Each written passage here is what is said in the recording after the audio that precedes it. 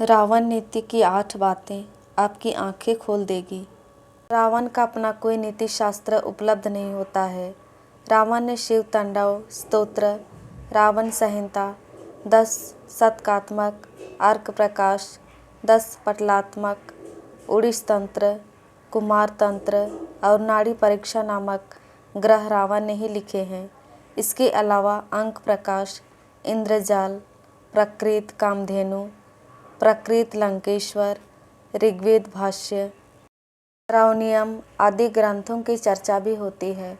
अरुण संहिता और लाल किताब को भी रावण रचित माना जाता है। रावण की नीति रावण संहिता और वाल्मीकि रामायण में मिलती है। आओ जानते हैं रावण नीति की 8 प्रमुख बातें। पहला, निर्णय के पक्के रहो।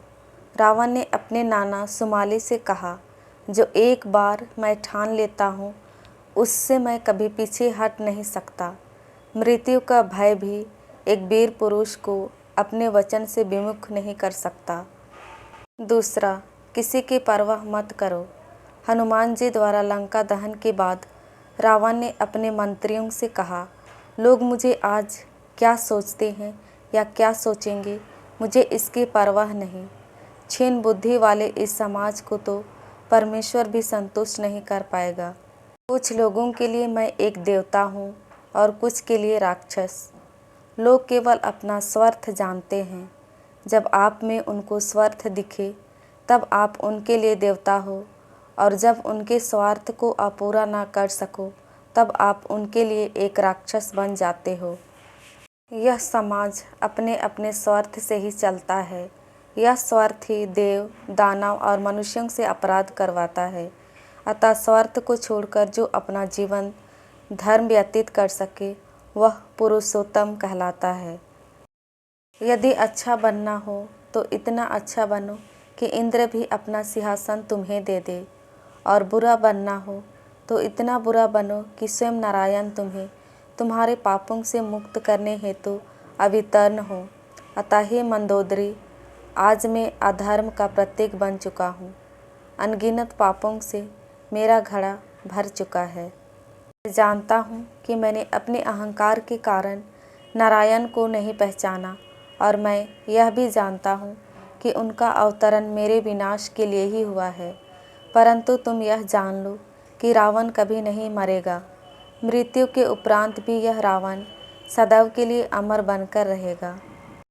चौथा, जो बीत गया बुद्धिमान उसका शोक नहीं करते।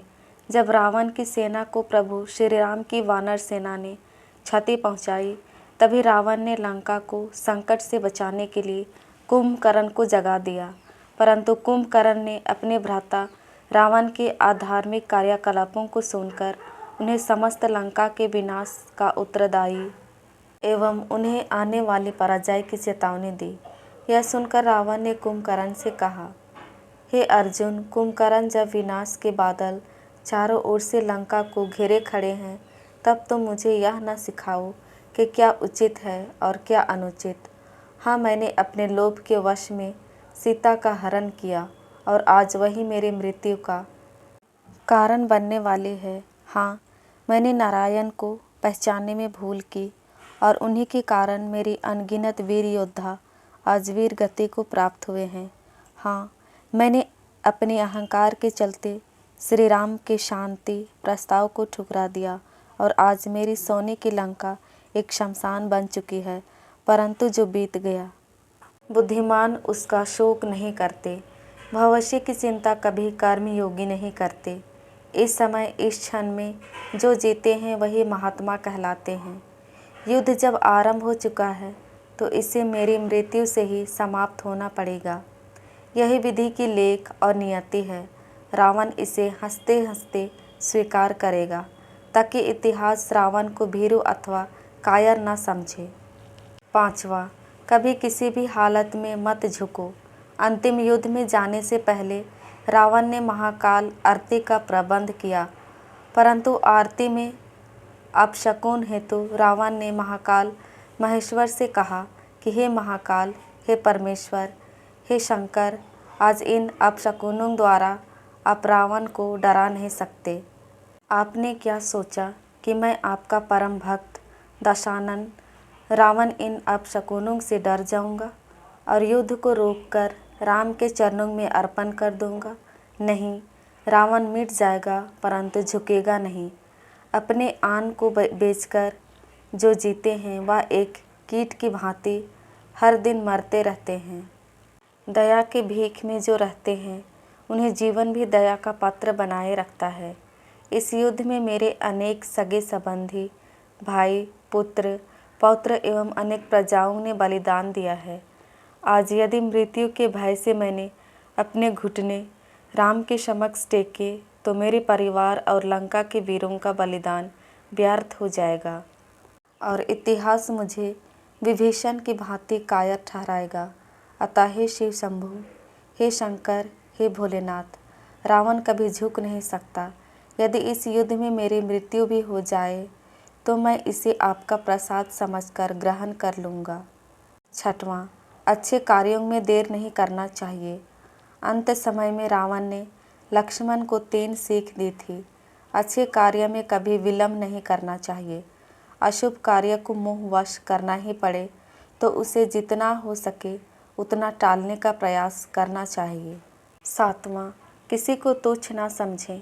शक्ति और पराक्रम के मद में इतना अंधा नहीं हो जाना चाहिए कि हर शत्रु तुच्छ और निम्न लगने लगे।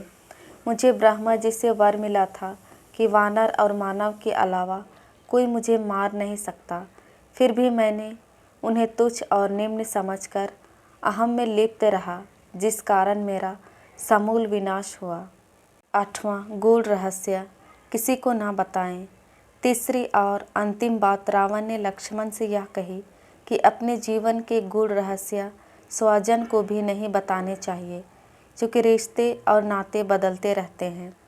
जैसे कि विभीषण जब लंका में था तब मेरा शुभेक्षु था, पर श्री राम की शरण में आने के बाद मेरे विनाश का माध्यम बना। दोस्तों, रावण नीति की 8 बातें आपकी आंखें खोल देगी। कहानी आपको कैसी लगी प्लीज़ कमेंट करके अपनी राय ज़रूर दीजिएगा और यदि चैनल में नए हैं तो प्लीज़ चैनल को लाइक, शेयर एंड सब्सक्राइब कीजिएगा ताकि हम आपके लिए और अच्छी अच्छी कहानियाँ उपलब्ध कर सकें। धन्यवाद।